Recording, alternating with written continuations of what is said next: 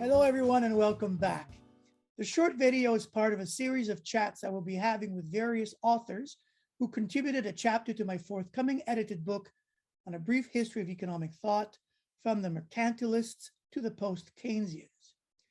The idea for this book came about a few years ago when my co-editor, Hassan Bougrine, and I felt there were no history of thought book from the perspective of the heterodox voice aimed to the undergraduate audience. But I also wanted to do something different. So in addition to the published book, I wanted to do a series of a dozen or so video chats where I sit down with each author of the book to discuss the salient arguments of their respective contributions and to have a general discussion over the history of economic thought. I do believe this is the first time something like this is done. Now, this book is intended for an undergraduate audience, and I'm hoping that these 10 to 15-minute video chats will be used as a pedagogical tool along with the chapters. I think students will learn a lot from these videos. Today's guest is Scott Carter, who is a professor of economics at the University of Tulsa in Oklahoma. His research interests include capital theory, income distribution, Marxian and Schraffian political economy. Along with Riccardo Bellafiore, he is the co-editor of Towards a New Understanding of Schraffa, Insights from Archival Research, as well as Symposium on New Directions in Schraffa Scholarship, published in Research in the History of Economic Theory and Methodology. He specifically focuses on the intellectual and archival legacy of Piero Schraffa, including the online project Digital Schraffa, which endeavors to provide a cogent conceptual arrangement of the archival material, rendering it conducive for scientific study. More recently, he has explored the political economy of racism, specifically as regards the history and proliferation of white supremacy in the ideology of the American Confederacy. Scott, welcome, and thank you for accepting this invitation to sit down. You and I, we go back quite a long way to the 1990s at the New School doing our PhDs together. Good times. Yeah. Okay, so I'm going to get into the first question, which is a very general one. Where does Marx fit within the history of thought? Well, thank you very much, Louis-Philippe. I appreciate the opportunity to be here with this video and also the opportunity to be involved in this important project. Yes, we hear a lot about Marx these days, and a lot of it not good. He's often kind of the bogeyman. Is it Marx this, Marx that, especially when we're hearing more about the critical race theory. I'll talk a little bit about that, I hope, in this discussion. So the question becomes, who was Marx and how does he fit into our general framework, and specifically, how does he fit in with the history of economic thought? Now, to look at the history of economic thought, you need to consider it from the beginning to the current state of which it is now. In the beginning of history of economic thought, Aristotle and Aquinas, some of the scholastics notwithstanding from way back in the day, the history of economic thought can begin really around the physiocrats and Adam Smith in 1776, 1758, 1776, and certainly moving into Ricardo in the early 19th century and 1800s, et cetera. And what we saw with political economy at the time was an understanding of the nature of how value and distribution was being formed with respect to the market mechanism.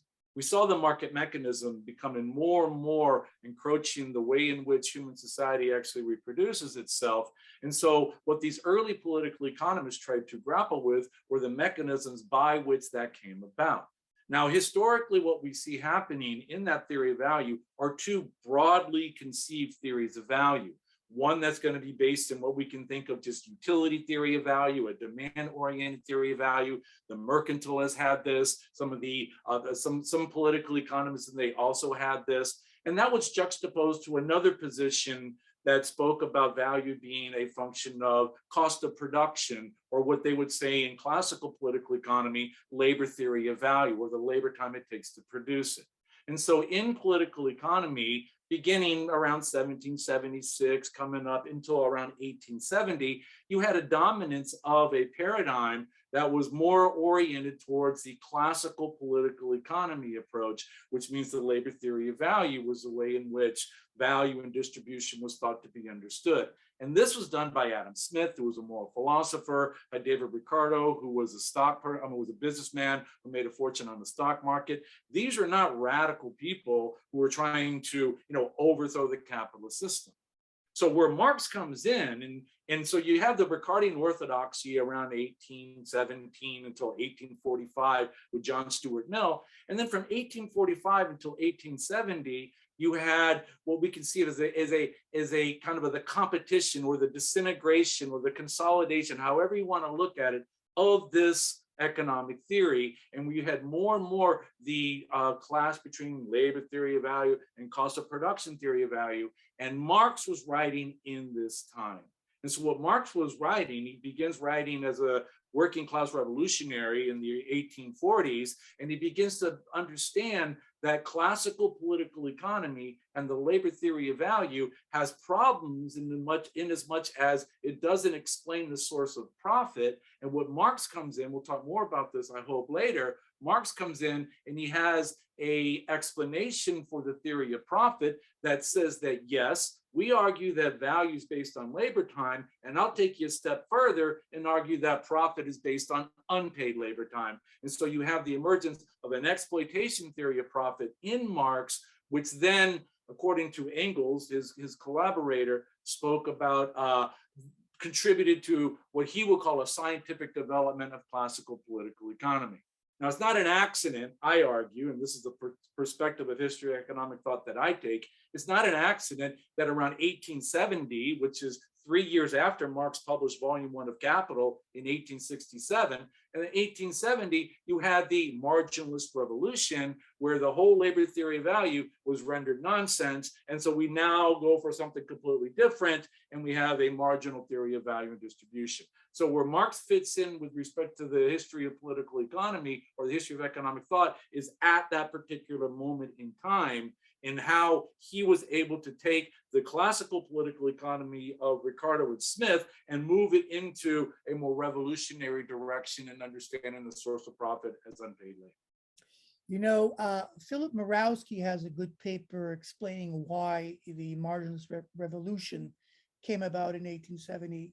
And he was arguing that it is the establishment, the elites of society that rejected this idea of conflict and exploitation. And well, thank you very much. And you touched on a bit on the next question. There is a contribution in this book by Matthias Vernengo, another fellow New Schooler, on the classical period. So Marx is considered one of the classical authors. Why is it important to have a separate chapter on Marx? Well, if you that's a great question. And I think that because, well, in fact, what Marx has, his tome is called Capital, or Das Kapital. The subtitle is a critique of political economy. So we would argue, Marxists would argue that, yeah, we are associated with the end of the classical period, but in fact, what Marxists and Marx himself brought was a critique of the political economy of that period. That means a critique not necessarily in only a critical way. I think that to understand critique the way that Marx was talking about it, it had both a negative criticism element associated with it to show the shortcomings, as well as a positive contribution to it as well, which is where what Marx would argue the theory of unpaid labor comes in. And so what Marx was able to do was able to take the scientific, if you will, foundations in classical political economy and build upon them to arrive at a consistent and cogent theory of profit that's based on exploitation. That's juxtaposed to the vulgar economy, what Marx would call vulgar economy, which was the utility-dominated demand and supply theory of the day, of Marx's day, which Marx argued was very superficial and didn't have the more concrete understanding about the nature and way in which capitalism actually functions, which is another issue. We read Marx now because it has relevance to how we understand capitalism today. I think that's the most important thing that that we got at the New School in the 90s, and what we got studying under Hal Brunner and all the, the ideas that we got there was that we study history of economic thought, not for dates and times and whatever. We study because it allows us to understand better how capitalism works today, and how we can then take the insights of the classicals and then apply those insights today. This is not a linear projection, a linear direction of science that you would think of like in physics, where it's a history of just the correction of wrong ideas, right? In political economy and history of economic thought, it's a zigzag. Okay, you go back and forth and you take some things that are good, some things that are not so good, and then you begin to see that, wow, the actual way in which we can understand this thing called capitalism is difficult, but so is nuclear physics, right? I mean, just because it's difficult doesn't mean we don't do it, but means that we have to do it in a manner that I think allows us to better understand and not mystify what's really going on. And it's especially important for young men and women today to know that, to understand the conditions that they're in so that they can think of ways that their parents didn't obviously think of, so that we can have a better world and our progeny can actually have something to look forward to. And unfortunately, that's saddled on the young generation. So let's touch on this a little bit. This is an undergraduate book, and the question is, who cares about reading Marx? Why would we read Marx today? What can he bring to understanding today's contemporary problems? And if you can give some example, I mean, I can think of income distribution. I can think of, class, social classes. I can think of a lot of, really important issues today that young children can understand. So if you can tell us why read Marx today? Well, I mean, Marx has a particular approach to understanding society, right? I mean, which is historical materialism. I mean, his method is a historical materialistic method where he tries to allow us to understand is that there are forces of production, the technical conditions of production, which then give rise to and are feedback from the relations of production, which are the legal structures, the socioeconomic structures, the kind of social edifice that exists up there in order to corroborate and to reinforce those forces of production. And so if we begin to see then that what Marx has given us is a way to understand the historical character of the conditions in which we live, so that we are not sentenced, right, to having to live this way all the time. That we can have, the law of profit is not like the law of gravity, man. We can have a different way, and we have had different ways in which we can distribute our revenue, we can distribute the resources. It need not necessarily be based on the primacy of private profit, the primacy of uber capital. Those are social relations that we as human beings have the capacity to change. Now, it's not just Marx was saying that, Keynes was saying that, most economists on the heterodox side of the coin are saying that, but I would argue that an important main theoretical foundation for that approach comes in the historical materialism of Marx, and understanding how that history is something we study, but it's also something that we can contribute to and we can make. And that goes to the revolutionary character that I see in Marx. In order for us to understand what's happening, in order to change what's happening, we got to understand what's happening as well. Thank you very much. Well, if you can elaborate a bit on Marx's theory of exploitation and how it plays into this analytical framework that you mentioned. Yeah, I think that's an important point. I think that the question of the Marxian theory of exploitation, the Marxian theory of exploitation fundamentally deals with the theory of profit. Okay, and all economic theory ostensibly is supposed to have, or should have, and does have, a theory of profit. Okay, the question becomes, where does the profit that accrues to the capitalist or whatever, where does it come from? Yeah. Okay, we know where it goes to. All right, we see it. We see the bank accounts, we see the transactions, and but the question is, where does it come from?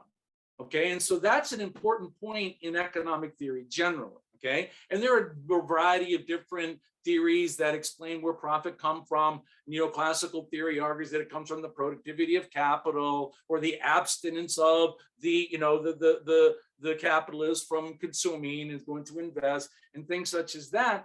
Whereas Marx had his own understanding of the theory of profit, which comes from exploitation. So what Marx argues is that the source of profit, a primary source of profit in the capitalist mode of production, comes from the fact that working people who are hired to produce goods, right, are paid a wage to produce goods. Remember, Marx accepts the labor theory of value. He argues that the wage at which these workers are paid is going to be less than the fruit of the productivity of their labor. Okay, now that's not necessarily a bad thing. Okay, I think that when we say exploitation, I don't like to think of it in a moralistic way, although of course that's there. I like to think of it more as an arithmetic way, right? That labor, the living labor capacity, all right? And I think that Marx understood capitalism from the point of view of a worker. That's how I can see that, and that he operationalizes this perspective from the perspective of a worker, that this worker has two prices, quote unquote, associated with his or her labor power. One is going to be the price at which they sell it, and the other is going to be the productive price at which it's going to then be used, right? What Marx would call the use value of labor is the productivity of labor. So what we have here is a quantitative difference, that the labor created by the worker is the value created by the worker is going to be of a magnitude less than the value what they're paid. And that doesn't have to be the low paid worker. LeBron James is creating more value for the Lakers than he is getting in his remuneration. All right. So in that sense, he's exploited in that sense of the word. Now, of course, he's not doing bad at all. Right. And that's an important thing to know, which goes back to the importance of the theory of exploitation. It's not that we're saying that the laborer needs to have the total product of his or her labor only, and that the capitalists steal it. No. What we're saying is that let us at least understand where it comes from, or at least not dismiss this idea that it comes from unpaid labor when you have what I argue to people when they ridicule me on the labor theory of value and the theory of exploitation. I say, well, it's no less wrong than your theory of profit, right? So the idea is that let's be honest in terms of how we understand these matters, especially for young people. I think that given a heterodox approach to beginning undergraduates is so important, so that they can be given a sense of honesty as to the breadth and as well as the depth of what economic theory is. It's not just demand and supply. It's not just, the utility maximization. It's a variety of things, and one of which has to do with theory of profit. And so what Marx does with the theory of exploitation is he gives us an understanding about where the profit comes from. And that's an important point that I think or that we need to make, because there's too much of an understanding that somehow the profit earners or they get it from God. They're that brilliant. Bill Gates is that brilliant, or Bezos is that brilliant, as opposed to understanding the property relations that are associated therein, right? The idea that if you have capital, you attract more capital is called concentration and centralization, one of the key elements of the Marxian theory, which is not an aberration of competition. Marx says that's the way competition works. Now, your neoclassicals will say that's the absence of competition, but I don't want to get too far afield. Now, in a more contemporary setting, we know there are massive industries making massive profits today. One would say on the backs of workers who are paid minimum, wages. I mentioned about a contemporary setting for Marxist theory. Would this be one? Would you? Absolutely. I think that one of the things that Marx had was a theory of immiseration of the working class. Okay, and for years, certainly the golden age of capitalism, that was derided. Or no, we can have it. We can have both profits and high wages, and what we're seeing now, certainly since 1980, when you had that change in the distributional regime towards a more profit-oriented approach as opposed to a more wage-oriented approach, you see that, well, maybe pronouncements that Marx was wrong was a little premature. All right, because certainly we see these days for sure more and more people are living in precarious ways, right? They're gigging themselves out there. They're doing side hustles here and there. People are just trying to make ends meet. There's and what I argue, coming from Marx, that's the way capitalism actually functions. There's no aberration. That's it. Yeah. That's it, that the aberration is going to be the high paid workers. They're the marginal ones. They're the ones that are, that's not the regular routine. The routine is going to be to make sure that working people work harder, are getting paid less, are being squeezed more, and more you have that power dynamic on the shop floor where now, you know, the arrogant elites are just out of control. But so Marx gives us a way to understand that. To come back to the question about why read it and try to see it and figure it out yourself. Don't take my word for it. I tell that to my students. Don't listen to me, in the sense that, you know, figure it out yourself. I'm here to tell you what I think and wish you the best and try to make the world better, because y'all got something you got to do. Our generation. Yeah. I mean, I look at my own evolution as a scholar from someone who was very, you know, let's say pro Keynes in the very early days. And now today, some 20, when did we get our PhDs, right? 25 years ago, though I'm not a Marxist, I find it difficult not to refer to Marx when I see what's going on out there. It's difficult not to think about Marx and his contributions.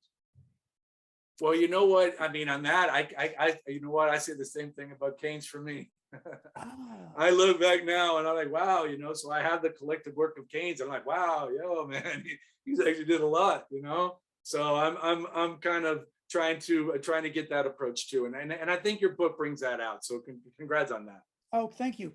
Well, this brings us to the last question, which we touched upon, but I'll ask specifically: what is the so-called transformation problem, and why is it important? Well, that's a good question. And you hear that a lot about the transformation problem. Basically, with the transformation problem, it's going to be the price theory as we move in different levels of abstraction, okay? Marx wrote 3 volumes of Capital, or 3 volumes of Capital were published. Only one was published in his lifetime. That was volume 1 of Capital. Posthumously, Engels published volume 2 of Capital in 1884 and volume 3 of Capital in 1894. And it's in volume 3 of Capital that we begin to move to, from what we call values, begin to transform from labor values to prices of production. And so the price of production is going to be a price theory that has associated with it a uniform rate of profit, which arithmetically alters the labor value.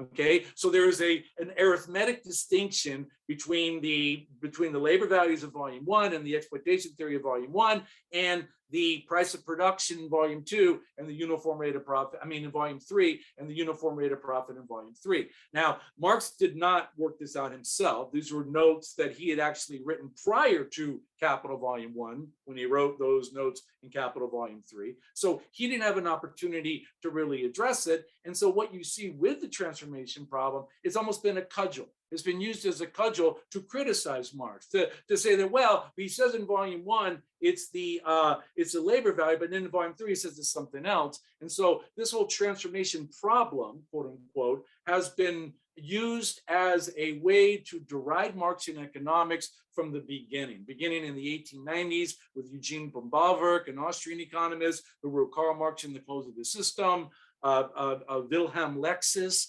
wrote, and these are, and this is important because Marx's volume 3 of Capital wasn't published in English until the 1950s. So these are German-speaking authors who use the seeming contradiction in the value versus price in the different volumes of Capital in order to effectively render Marxist theory irrelevant. Now, it's not, okay? And so what we've been in addressing this issue, Marxists have been always kind of on their back pedal, on the back, because no, it's not. And by looking at the transformation problem and seeing how capitalism actually functions in terms of the price of production in volume 3, et cetera, we can show that Marx's theory does remain relevant. I don't know if I explained that as well as I needed to. Perfectly. But that would be the point. The one thing I would say on this, if I may, and I did write this down, and it has to do with the derision of the labor theory of value. And there's a letter that Piero Sraffa, who's a famous Cambridge economist, wrote to Joan Robinson, another famous Cambridge economist, in 1936. And he says Sraffa, Henry Sidgwick, who was a neoclassical economist / philosopher writing in the post-1848 time, who's kind of an apologist, a vulgar supply and demand theorist, if you will. He says, Henry Sidgwick, after lecturing Ricardo on how meaningless it is to talk of quantity of labor, goes on cheerfully himself to talk of quantities of utility. And so again, that goes back to this idea that the exploitation theory of profit is no less wrong. The labor theory of value is no less wrong than this utility theory that we see happening. And this, what is this, cardinal or ordinal? What is this? Revealed preferences? What? I mean, if you look at and then you see the ridiculous, in my mind, ways in which, you know, these mathematical models are presented on really kind of inane and simplistic assumptions. Yeah. Scott, you couldn't have said it better. Thank you very much. Now, you mentioned the collected works of Keynes. I have about 10 volumes here, and I'm getting there, but I might have something that you don't have, which is the complete collection of Nancy Drew's. You got me on that one. You got me on that one. God bless you. Thank you very much for taking. Absolutely, Flip. God bless. Thank you. Bye-bye. Peace. Bye, Scott.